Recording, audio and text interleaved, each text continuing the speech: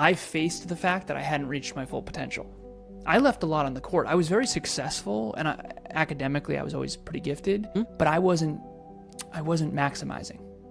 I wasn't putting it all on the court. I had more. I had more to give, and I certainly wasn't focused on, I think unconsciously when my stepdad left, I think I took responsibility for our future, because I looked into the future. No generational wealth, no trust fund, no dad. If it's going to be, it's up to me.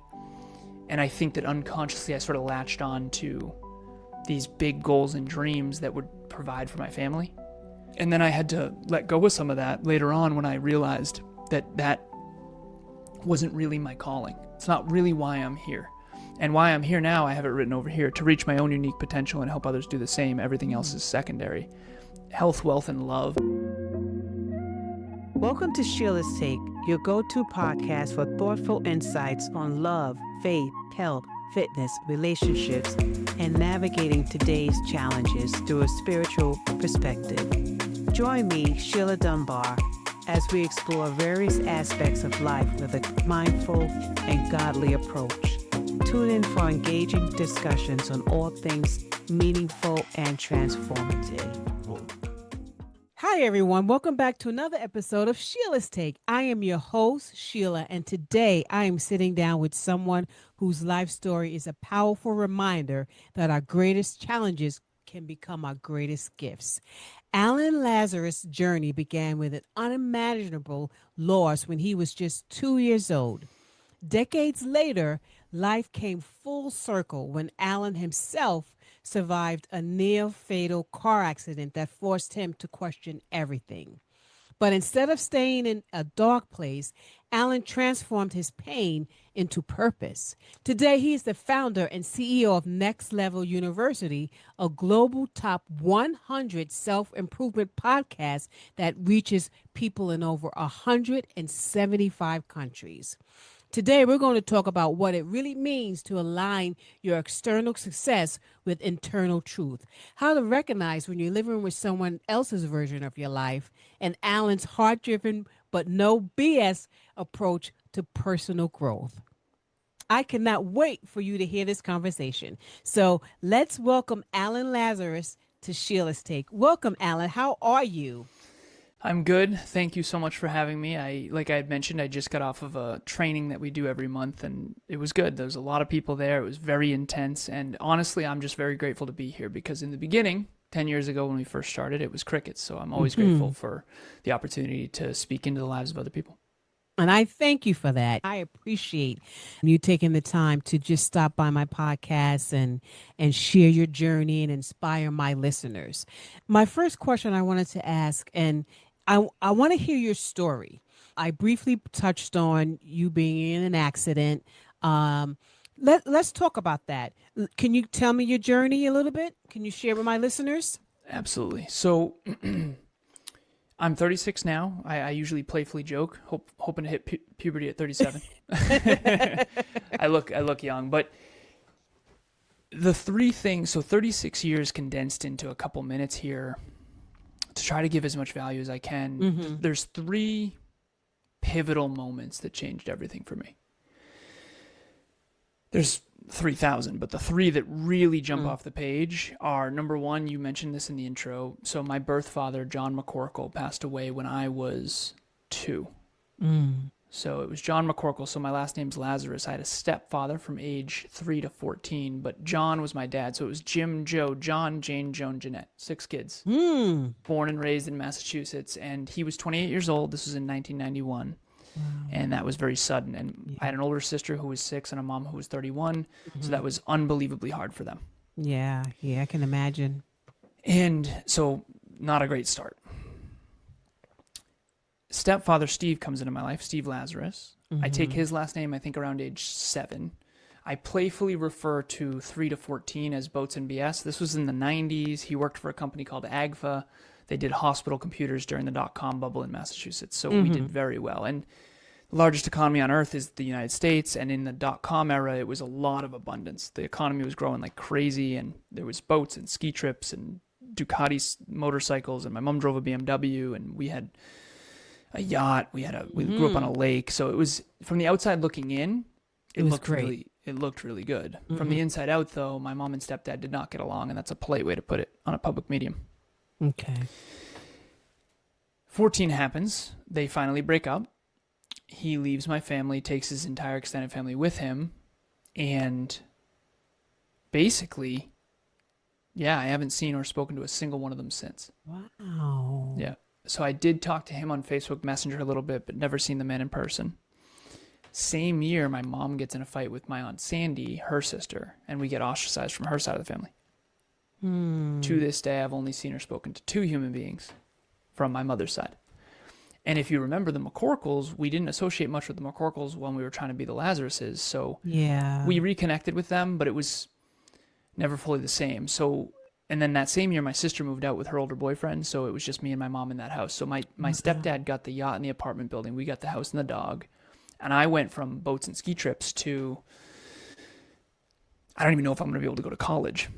Wow. Because the college I want to go to is $50,000 a year. It's WPI, Worcester Polytechnic Institute. It's like a mini MIT in Massachusetts. And I got free lunch at school after that because our income was so low. You know, we went from abundance to very, you know, how do we keep the house and the family type of thing. We weren't going to starve by any means, but, you know, we didn't have cable, that kind of thing. Very humble. Yeah, very humble pie. Tons of humble pie. And honestly, I'm grateful in hindsight because it built so much character, and any spoiled brat that I might have had is gone. It was gone after that. Yeah. But anyways, so fast forward. I had 2 trauma responses. So one was I became this sort of social chameleon, don't lose anybody, abandonment challenge. But then in the real world, behind the scenes, it was aim higher, work harder, get smarter. It was fight. So there's 4 trauma responses: fight, flight, freeze, and fawn. Fawn is to appease. So socially, I became sort of a social chameleon coward, try not to get abandoned. But behind the scenes, it was aim higher, work harder, get smarter. So I became this sort of super achiever, prove yourself guy. Straight A's through high school, computer engineering degree at WPI. It's the college I went to, and then master's in business, and then off to the races in corporate. Rose in corporate very quickly. Became a global 1% earner in my early 20s. And then I get in my car accident. Ooh. Head-on collision, my fault. I crossed the double yellows, lift-kitted pickup truck, and this is not a fender bender. This was like 30 miles an hour, you know, pretty hefty. Yeah. Luckily, I was driving a 2004 Volkswagen Passat, so thank you, Volkswagen, for being the safest car ever.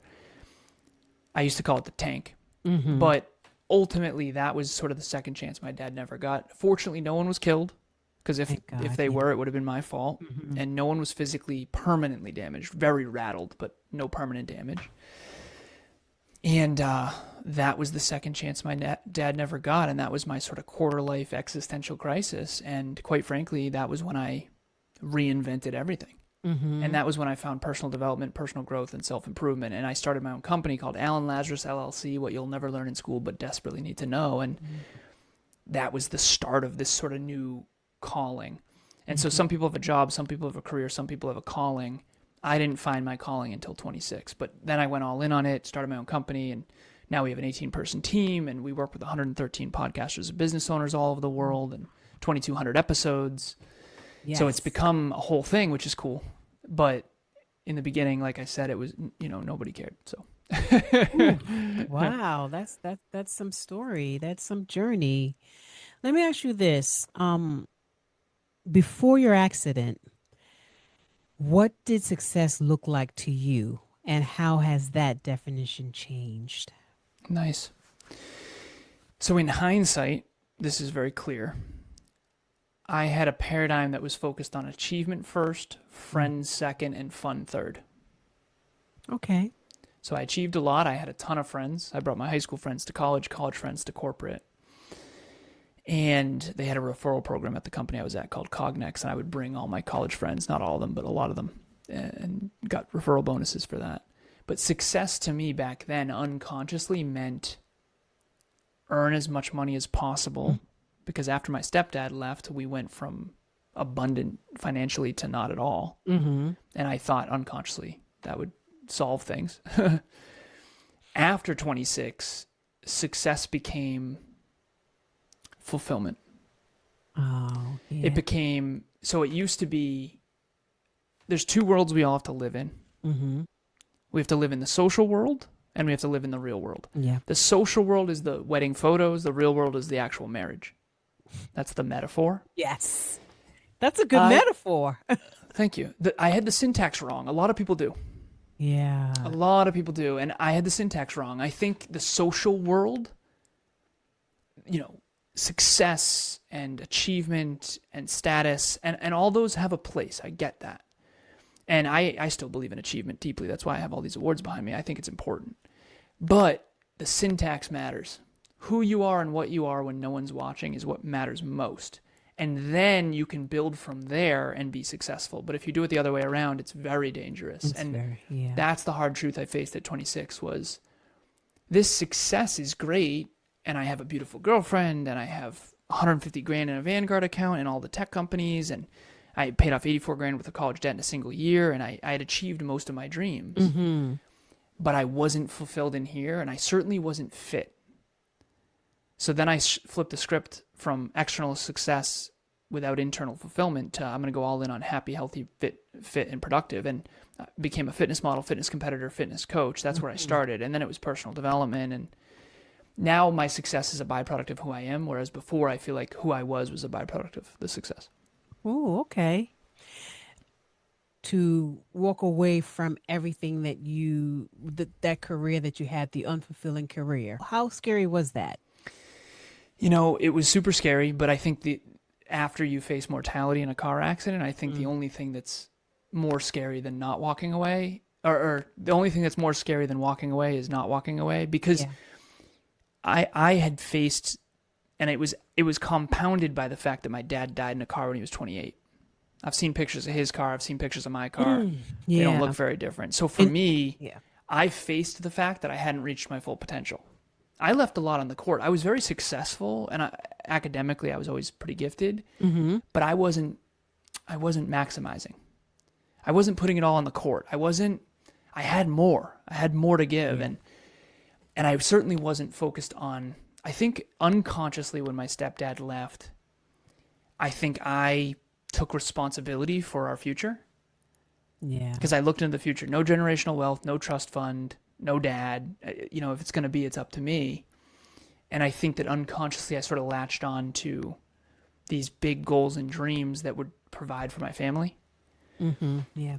And then I had to let go of some of that later on when I realized that wasn't really my calling. It's not really why I'm here. And why I'm here now, I have it written over here, to reach my own unique potential and help others do the same. Everything else is secondary. Health, wealth, and love. I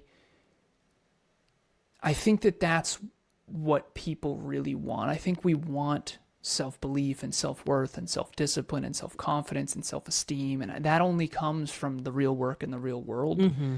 And then I think we get lost in the status and achievement and that kind of thing. Although I do think it's necessary, it's definitely, the syntax has to be real world first, social world second. So right. Let's talk about the holistic self-improvement. What does that actually look like in someone's day-to-day life? So if someone wants to be successful holistically, it means you are healthy, wealthy, and in love. This is what I have an engineering mind, so everything is broken down. And I've dissected life upside down and sideways. And you say healthy, wealthy, and in love. Mm-hmm. Why not in love, healthy, and then wealthy? You could do it that way. I think health is first. Okay. I do. I think health has to be first. Okay. I think wealth is second because a lot of times if you're living paycheck to paycheck, a lot of times you're too scarce to be in love. Mm-hmm. And if you look at the number one reason people get divorced, one of them is finances. So to me, I think it's health, wealth, and love in that order. Okay. But also for me, 10 years ago, I wasn't super in love. So health was where I started, and then it was wealth, and then it was love later. So maybe it's just kind of the syntax in that way. But okay. So let me define each. So health is physical, mental, emotional, and spiritual. Mm-hmm. Wealth is how you earn your money. In other words, is your work meaningful? And then how much do you make? Is it increasing or decreasing over time based on where the economy is going? Mm-hmm. And then where do you invest it? Most people say spend, I say invest, because everything's an investment. And then the third one is love, which is intimate relationship first, immediate family, kids if you have them, pets, and then you've got friends, clients, colleagues, mentors, mentees, and it kind of ripples outward to acquaintances. But if you really went all in on three things, those are the three. And unfortunately, they're all full-time jobs. If you're top 1% in health, wealth, and love, that's 1 over 100 times 1 over 100 times 1 over 100. You're 1 in a million, statistically. Oof. Yeah. That's good. It's very hard to be all three. How do you go from being in a personal crisis to founding a global company with 18 team members? How does that work? How do you go from that? Massive pain and failure over time. No. So you take stock of your life and you find what's the most meaningful work to you, which for me, I found personal development. So Tony Robbins has a TED Talk, regardless of what you think of Tony. His TED Talk is magnificent. It's called Why We Do What We Do. And when I found that TED Talk, I was like, that's what I'm supposed to do with my life. I'm supposed to help people and coach people how to live a magnificent life. Yeah.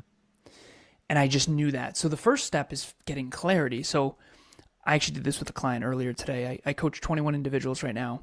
And there's this sort of star that I do with a circle around it. It's easier to articulate when I'm on Zoom, but whiteboard. Picture your one word in the center. I'll give you mine. I want, obviously, your listeners thinking of them. So my one word in the center is potential. Okay. So I, Alan Lazarus, want to reach my own unique potential and help others do the same through fitness, personal development, and business, through the vehicles of coaching, training, and podcasting. That's my whole dream statement in one shot. But I didn't start there. So 10 years ago, I was a fitness coach. And then I was a mindset coach. And then I was a peak performance coach. And then I was a life coach. And then I was a business consultant. And then eventually I landed on business coach. And now I do business coaching. So, but we all have our one word, which is our calling. We all have subjects. I call them 3 subjects that I study: fitness, personal development, and business. And then we have the vehicles of coaching, training, podcasting. And your vehicle might be speaking. Maybe it's writing. Maybe it's a book. Maybe it's blogging, whatever. But we all are basically trying to turn our passion into purpose, into profit. So passion is something you're obsessed with. Okay. Like fitness would be an example. Purpose is helping someone else with that obsession. And cooking is a better example. A lot of people are passionate about cooking. So if you're passionate about cooking, cooking is your passion. Opening a restaurant is a purpose because you're going to cook and help others with that passion. And then the restaurant hopefully will become profitable if you learn business. And that's turning your passion into purpose, into profit. I think that's what everyone wants to do. It's very hard to do. It sounds easy on a podcast, but it can take decades. It can. It definitely can. When you say no BS approach, what BS do you think people need to cut out of their personal development journey? I think, unfortunately, and this is coming from, and again, I want to give you the stat because it's important to know I'm not just talking. So I have it written here every day, 11,262 hours of coaching, training, and podcasting. All different cultures, all different backgrounds, all different people from all over the world. Okay, 21 people currently. What I've come to realize is that most people want to feel good rather than get better. Yeah. Okay, I opened my training that I did earlier with a bunch of disclaimers. I literally said, we are not here to have fun. You are choosing to be here. And if you don't want to be challenged, leave now. I literally said to everyone, there was like 20 people, if you are in a bad emotional state, leave. I'm coming at you today. Like, you're not going to go to boot camp and then be upset you get yelled at. Yeah. I realized that I said this to them. I said, I care about your goals and dreams and you reaching your full potential. No one else does. Your friends and family love you for who you are. If you achieve your dreams, great. If you don't, they don't care. Yeah. I'm a coach and I'm a trainer and I'm here to help you reach your full potential. That is number one priority. Your feelings, and I said this, I pulled up a slide. It said, the science of achievement doesn't care about your feelings. Okay. People don't like that though. because unfortunately, the most successful people on earth, like a Michael Phelps, he had mental health challenges and he was open about that. Mm-hmm. But he was also in the pool every day for 5 years before 2008. No birthdays, no holidays. His words, not mine. So it depends what level you want to get to. But I have a business called Next Level University, and I open all my stuff with disclaimers saying, listen, this is not going to be fun. This is not going to be pretty. So to answer your question, the no BS approach is I'm going to tell you like it is. Your dream, you might do everything you can. You might work every day and still not win. I think that takes humility to admit. Yeah, yeah. You're not going to sugarcoat anything. You can't, because it doesn't help people. Yeah, unfortunately. Yeah. If someone's listening right now and feeling stuck in a life that looks good on paper but feels empty inside, what's one small thing that they could do today? Yeah, journaling, existential questions. There's something called an existentialist. And you can chat GPT this, you can Google this, existentialism. It's someone who questions existence. Like, why are we here? It's the who, what, when, where, why. This is it. I know it's boring. No, yeah.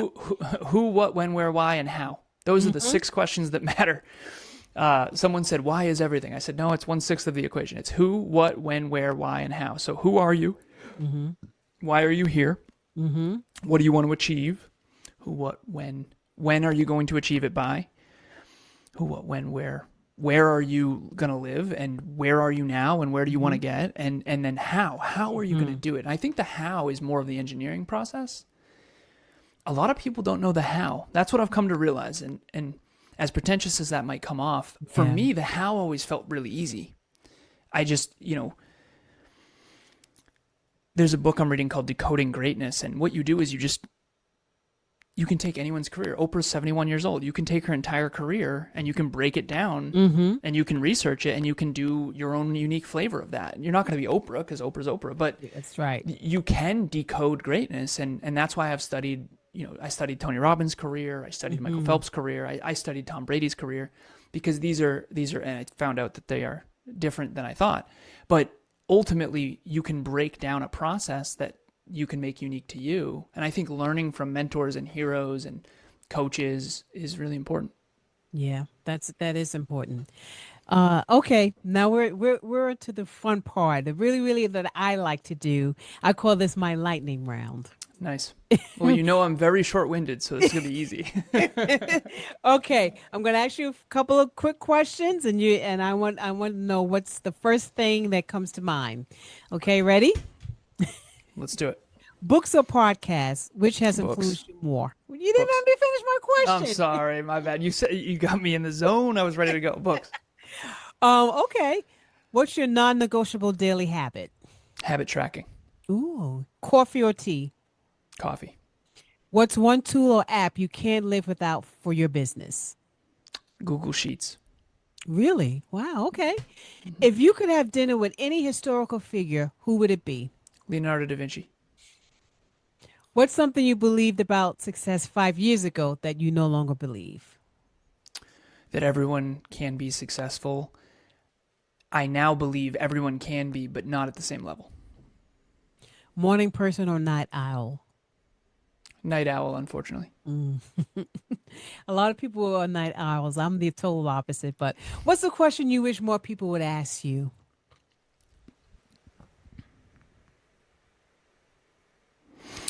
How did you actually do it?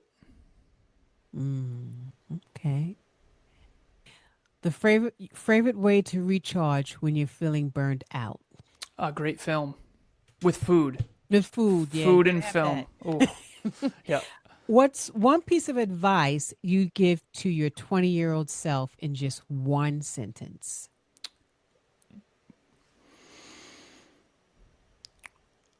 You have to sail away immediately from people who are going nowhere. I love that. I love that.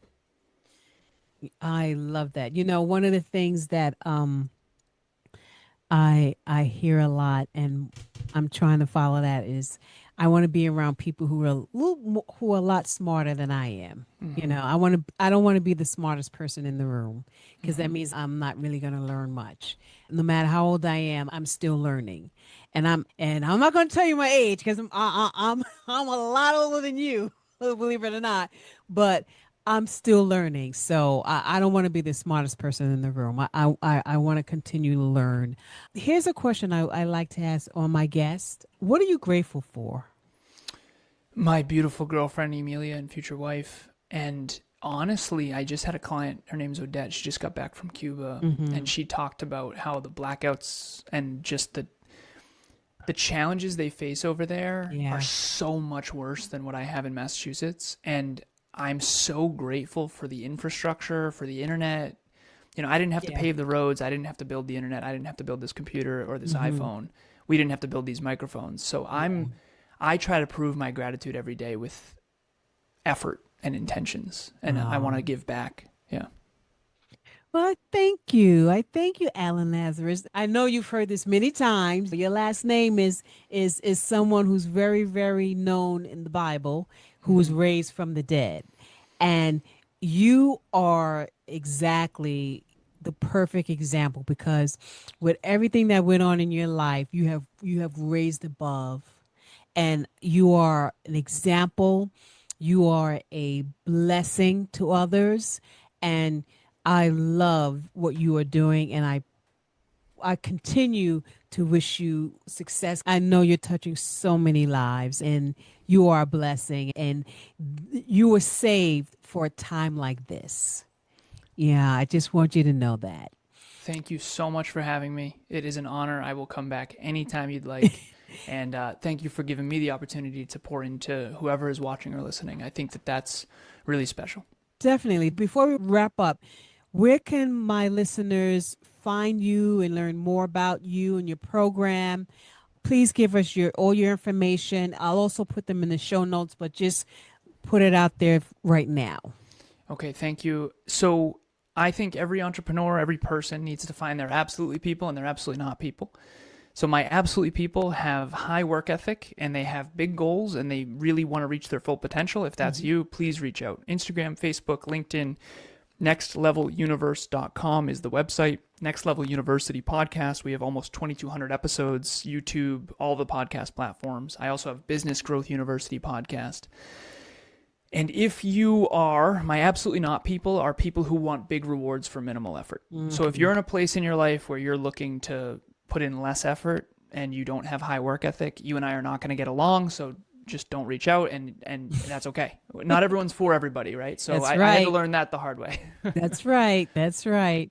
Well, again, thank you so much, Alan. And to my listeners, if you've been inspired by today's discussion, I encourage you to check out Next Level University podcast, where Alan continues these conversations. And like he said, he has over 2,200 episodes. But until next time, this is Sheila reminding you that transformation is always possible, no matter where you are starting from. Keep taking those steps towards your own unique potential, and I'll catch you on the next episode of Sheila's Take. Be blessed.